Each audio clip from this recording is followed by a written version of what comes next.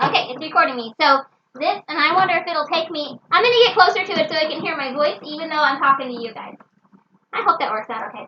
Okay, anyway, so this is performance etiquette. This is what you need to know if you go to a recital.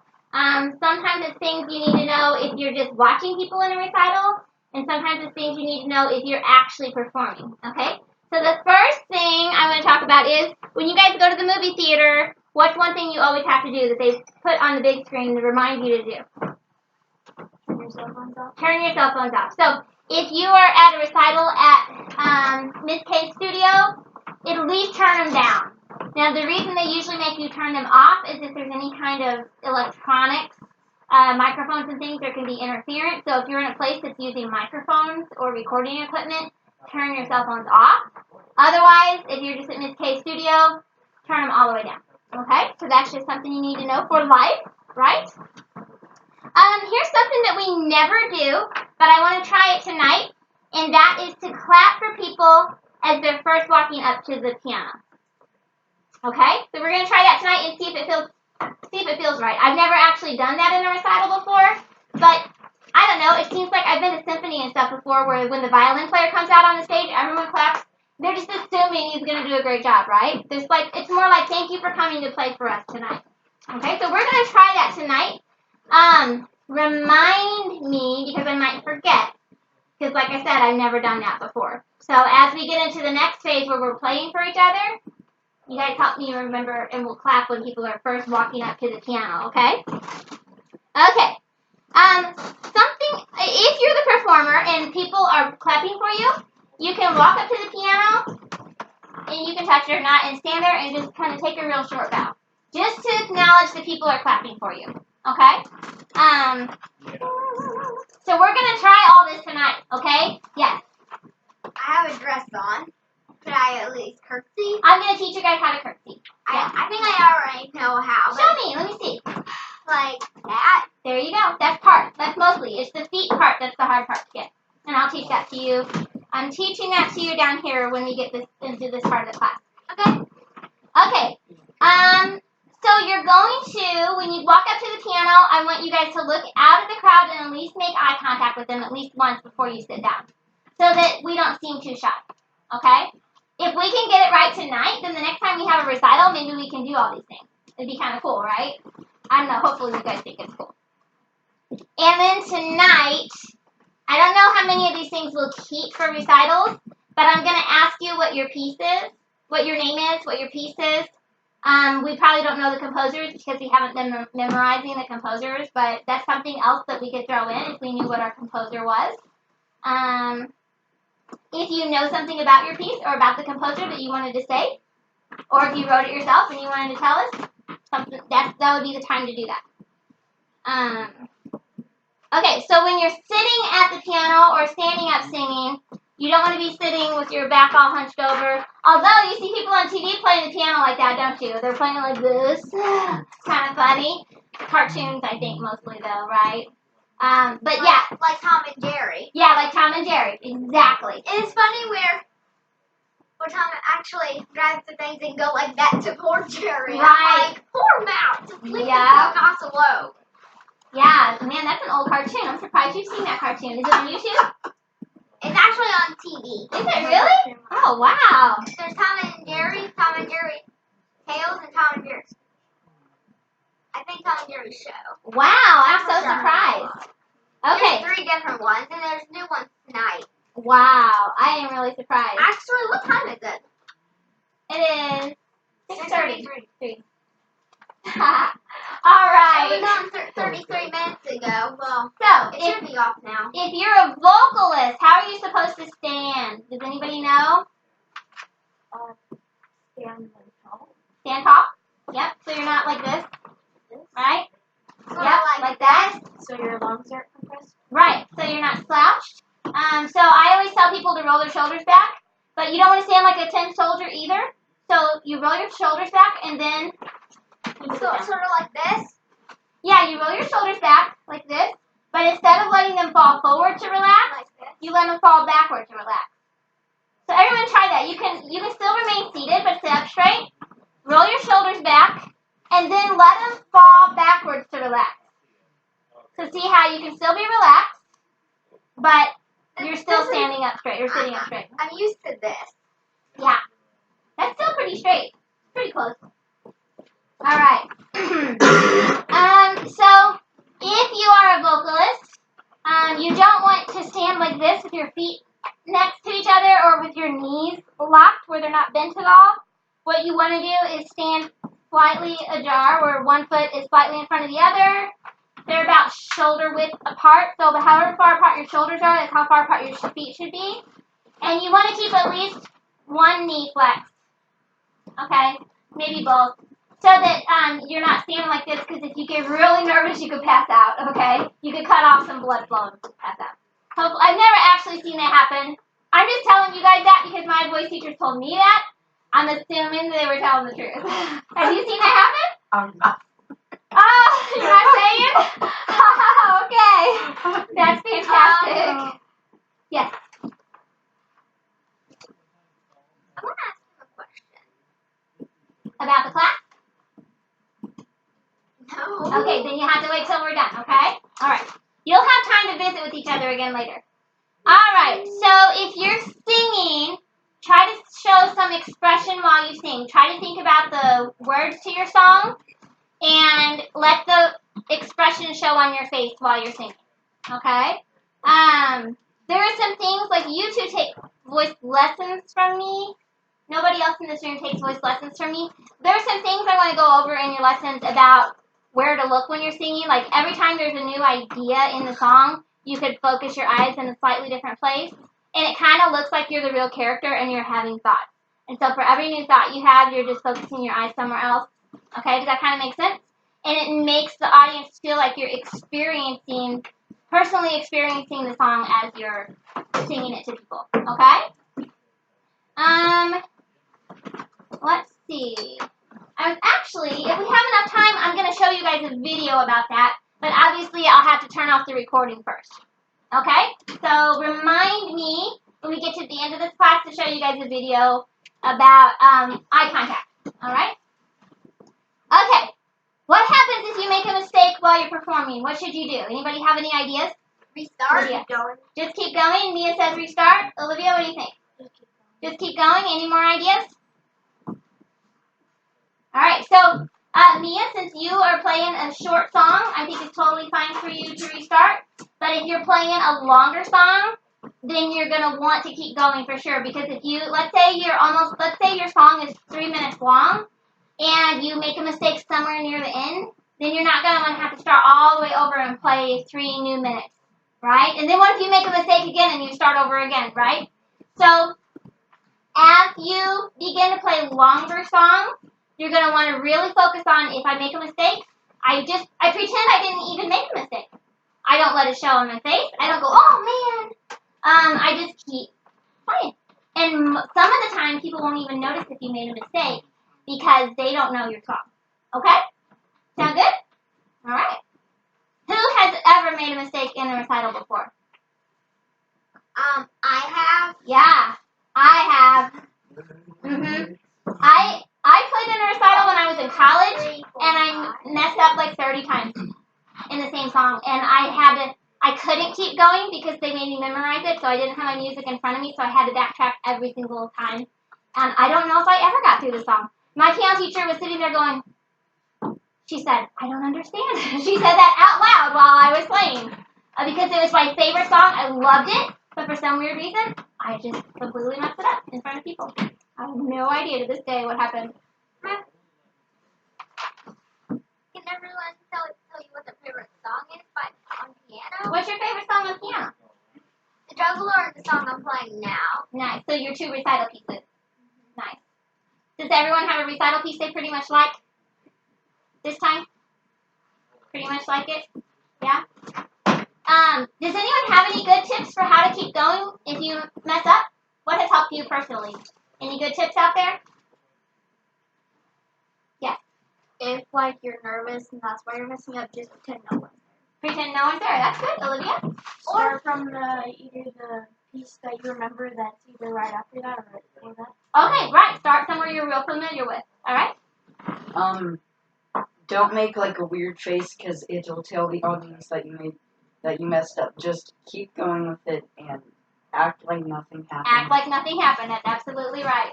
And I like what Olivia said. She said, start with something that's either right before it or right after it. So if you've made a mistake, it's totally okay to jump to the next section. That's totally fine. You don't even ever have to play that section correctly as long as you can keep going. Very good, guys. You have some really good tips. Any more tips? Those are some really great tips. Did you have one, Lydia? Okay. All right. So, after you get done playing, take your hands off the keyboard and just put them in your lap for like 2 seconds. That tells the audience that the song is over. Okay? And if you're in the audience, don't clap until the pianist has got their hands in their lap. That way, if they just stopped in the middle and they're just thinking, we don't accidentally clap before the song is over. I did that one time. I didn't like that either. And the student didn't like that either. Okay? Yeah, so just wait for their hands to be in their lap, and that's when you clap. Okay? Some songs, if you go to the symphony, they have like 3 movements. So they'll play a song, and then it'll stop for a few seconds, and you're not supposed to clap. Like everybody in the whole building pretty much knows you're not supposed to clap. And then they'll play another movement, and then they stop for a second, and then they'll play another one. So if you ever get to a real fancy piano recital, you might see that, and you don't want to clap between movements. So if the same person plays 3 movements, don't clap in between. Yeah. Why? I don't know why. That's a really good question. It's just performance etiquette that I learned in college. I didn't know it until I got there. But if you're the only one clapping, and everyone's looking at you like, why are you clapping? And you're the only one, you're going to feel kind of funny. I don't know why the rule exists. Embarrassed. I do not know why the rule exists. I'm just passing it on to you to save you from embarrassment. Okay. Bowing. Everybody stand up for a second. Do you have room? Can you push your chair all the way back, Lydia? Do you have room? Do you feel good? Okay. Alright. So everyone practice bowing from the hips, and what you're going to do is you're going to just bow straight over, and you're going to, actually, you don't have to bow from the hips. I usually just bow my head. So I usually just bow my head, I look at my feet long enough to think the word hippopotamus, and then I look back up. And by this time, everyone's clapping. So, okay, so everyone practice. Look at your feet, think hippopotamus, and then look back up. Okay? Pretty easy, right? But what about the curtsy? Okay, the curtsy thing. If anyone wants to know how to curtsy, I'm not wearing a skirt. Mia is. Okay, Chloe is too. You can grab hold of your skirt sides. If you're not wearing a skirt, you can still curtsy with your hands like this. I don't know if that's how your hands go. Or like this. I guess like that, yeah. I don't know actually how to curtsy without a skirt on. It's a penguin looking. I'm good. Yeah, but this is what you do. You take one foot and you just put it behind the other foot and you bend your knees. Everybody try that. One foot behind the other, bend your knees. Like this? Yeah, one foot behind the other, bend both knees. That's a curtsy. Wow. Yeah, you gotta have balance. Okay, do you guys want to practice bowing from the hip? So you could bow from the hip if you want. Like this? I don't like the way it looks as much, probably because my hair is long. If I was a guy, maybe I wouldn't mind it so bad. Yeah. Well, I have a lot of hair as well. Yeah. Mine's in a braid. Mine's in a braid. Haha, yeah, right. So, you guys can pick any one of those 3. You can curtsy, you can bow from the waist, or you can bow your head. Okay, so you can sit back down. Good job, guys. I just thought curtsying like this. Oh. You can't, but you do actually bend your knees. You just put one foot in front of the other or one foot behind. I actually think you'd have to practice it. When do we play? We're going to play in 15 minutes. Maybe a little sooner. But I thought you said we would have time to chat. We are going to have time to chat after we play. Okay, please save mine first. I don't care what order you guys go in. Actually, mine first, her second, please. I don't care what order you guys go in. But here's the thing. I want to get Lauren. This is the youngest. I want to get.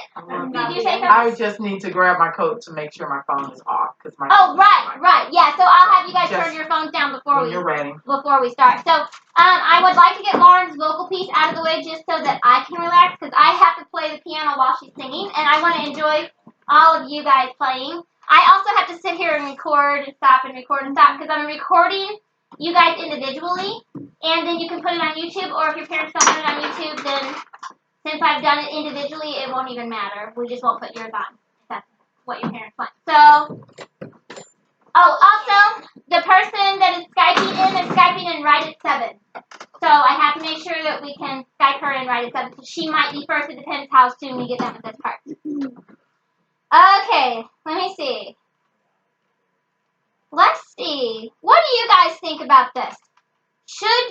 I couldn't decide. Should you grab your music off the piano and then bow and then exit the platform? Because normally we do this at the studio where there's a platform. Or should we leave the music on the piano, come out and bow, And then then go back? What do you think? You grab it first. Because I've seen people. Yeah, I think that would be smoother to grab it first I because, agree with Olivia. yeah, and I couldn't decide for myself because usually people grab their music after they bow in my recitals. But I think it would be smoother because then you wouldn't have to go back to the piano. Right. What do you think? I think. Okay, let's say I just play. Okay, I think we should bow and then grab it. bow and then grab it. So I'm liking the idea of grabbing it first, just because if you come out and then you bow and then you have to go back and get your music, it's a few extra steps, and I think it might look like you're doing a little dance up on the platform. that would be funny. Uh-huh. I think they can do ballet, but it's made up ballet. That's funny. Yes, Olivia. And if you don't like your arms dangling, when you bow. Uh-huh. Oh, right. So that gives you something to hold on to. Is that what you're saying? Okay. So tonight I want to try it where we grab our music first and then bow. So you guys all help us remind each other. Okay? So let's see. You don't have any music, right? Some of you don't have your music with you either because you have yours memorized. So some of you don't have music tonight. You have yours memorized. So they brought mine. You brought I have mine job. memorized. You do too. That's right. So some of you brought your books and some of you didn't. So what we also want to be support for each other. So we want to clap for each other, encourage each other. Yes. Yeah. Or like this. You can clap as loud as you want. I think I'll do. There you go. Just don't hurt yourself. All right. Here's something else. I'm gonna hand out some more comment cards. How do I want to do this? Do the same thing you did? Well, no, I was thinking that I might hand out some more comment cards. I might just put them in the middle of the table. And, and then you grab one and you don't know, and then you read it out loud, like that. well, let's see. I'm trying to think if I want you guys to say nice things about each other.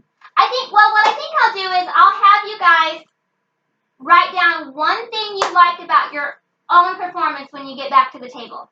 Okay? So, and if you have anything nice to say about each other's, we'll just talk about that. Okay?